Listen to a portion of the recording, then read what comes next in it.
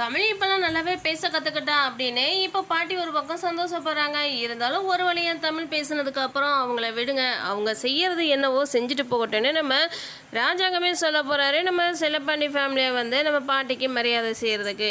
இன்னொரு பக்கம் வந்து நம்ம பாட்டி வந்து இப்போலாம் நம்ம பேத்தி புத்திசாலித்தனமாக பேச ஆரம்பிச்சதா. நம்ம பேரனுக்கு ஏற்ற பொண்ணு தான் இவன். நம்ம பேரனுக்கு ஏற்ற பொண்ணு இல்லைன்னு நினச்சோம். இப்போ தான் இந்த வீட்டு மருமகளாகவே நம்ம தமிழ்ச்செல்வி நடந்துக்க ஆரம்பிச்சிருக்கானே. நம்ம பாட்டி ஒரு பக்கம் சந்தோஷப்படுறாங்க. ஒரு வழியாக வந்து நம்ம மோகனாவுக்கு வந்து லெட்டரையும் எடுத்துகிட்டு வந்தாச்சு. எல்லா விஷயத்தையும் நம்ம ராஜாங்கமே படித்து பார்த்துட்டு இதுக்கப்புறம் நம்ம தமிழ்கிட்டையும் சேதுக்கிட்டையும் பேசி நம்ம அம்மாவுடைய ஆசையை நிறைவேற்றலான்னு 2 பேரும் நாங்கள் ஒத்து வாழ்கிறோம் அப்படின்னு சத்தியம் பண்ண வைப்பார் நம்ம ராஜாங்கம். இதைத்தான் நான் எதிர்பார்த்தேன்ற மாதிரி வந்து இப்போ நம்ம பாட்டியும் கண்வழிச்சு பேச போகிறாங்க. எல்லாரும் ஷாக் ஆகுறாங்க. இந்த இடத்துல நம்ம ராஜாங்கம் திட்டுறாரு நம்ம பாட்டியை.